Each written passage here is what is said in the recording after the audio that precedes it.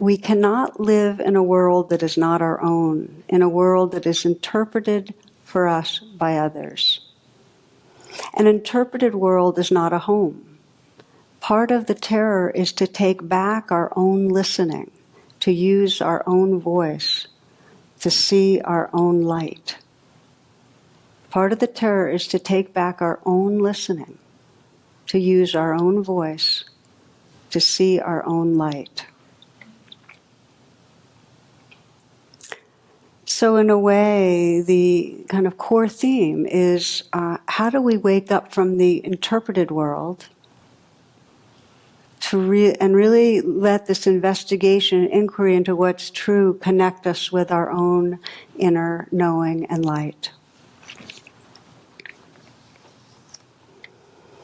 I think maybe the first step is to really get it how many moments we're living inside that trance of an interpreted world. I mean, how many moments we have that veil of thoughts that's really, we're filtered. It's filtered by the culture, it's filtered by our parents, it's filtered by what's been internalized by our own small self. You know, all these concepts and biases and unexamined views.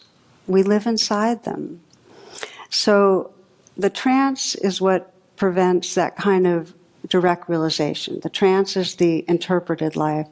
And one of the first revelations of meditation is getting, oh, I'm living a lot of moments inside these stories. We just start seeing it. And at first it can feel overwhelming. It's just the sheer force of this ongoing inner narrative that keeps capturing our attention.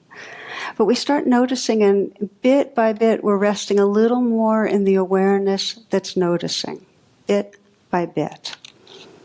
So it's a deconditioning. We're kind of deconditioning living inside that trance. A couple of decades ago at the Insight Meditation Society, which is one of the retreat centers where I've gone many times to both practice and I also have taught there, they have each year a 3-month retreat. So one of the early 3-month retreats, one of the visiting teachers was a Korean Zen teacher. And he was sitting in and he listened to the different teachers give their Dharma talks, and he sat there while the students did their practice. And there were all the traditional talks, the Four Noble Truths and the Eightfold Path and the 3 characteristics and so on and so forth.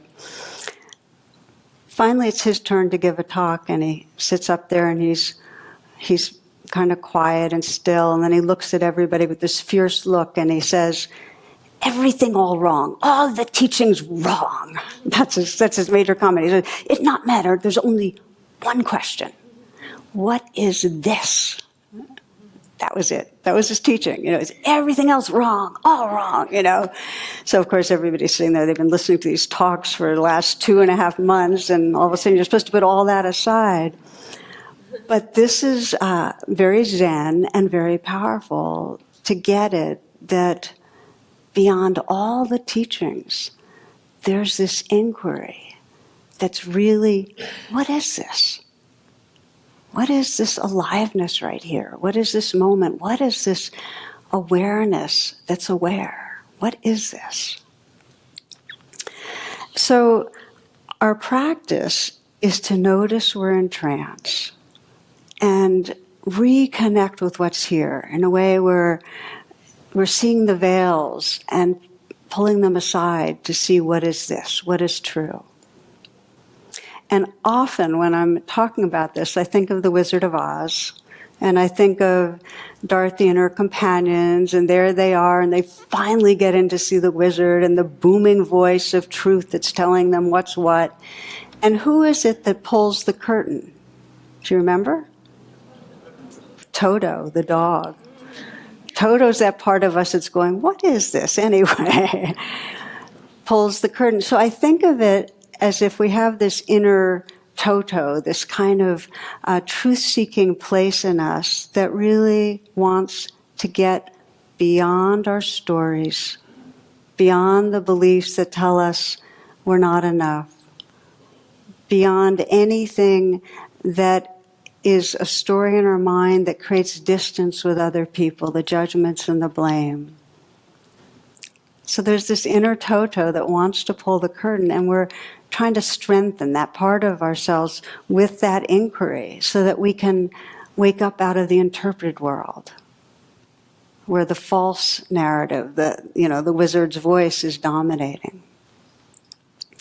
So the common denominator in most meditative paths is this noticing, thinking, and come back right here. And I've shared at times that there's a statistic that we have something like 80,000 thoughts a day, and that 98% of them we had yesterday, right? So we're living in this little cocoon, and the sign of it is that we keep repeating our patterns.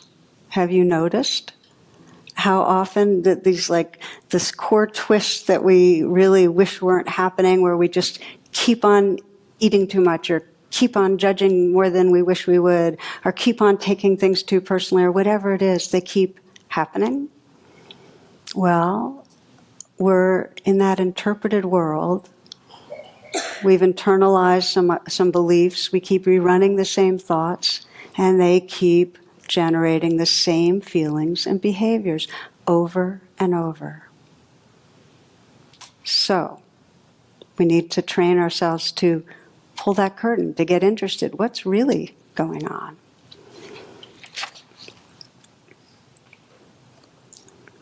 It's said that, we all know we have 3 brains, and we use 100% of the lower 2, the more primitive ones. And we use 20% of the neocortex. And some describe it that we mostly use it to explain away the acts that were generated by the lower parts of our brain. In other words, it's not rational, it's a rationalizing brain, as they put it. And that we then end up, just using whatever's going on to reinforce our beliefs about things. This is an example I like a lot, that it's time to elect a new world leader, and only your voice counts. Here are the facts about the 3 leading candidates. I'm sharing this because it's, as you know, there's so much going on about elections. Candidate A associates with crooked politicians, consults with astrologists. He had 2 mistresses. He also chain smokes and drinks 8 to 10 martinis a day. Okay? So listen, that's candidate A. It's choice 1. Candidate B, he was kicked out of office twice, sleeps until noon, used opium in college, and drinks a quart of whiskey every evening. Candidate C, he was a decorated war hero. He's a vegetarian, doesn't smoke, drinks an occasional beer, and never cheated on his wife. So which candidate would be your choice?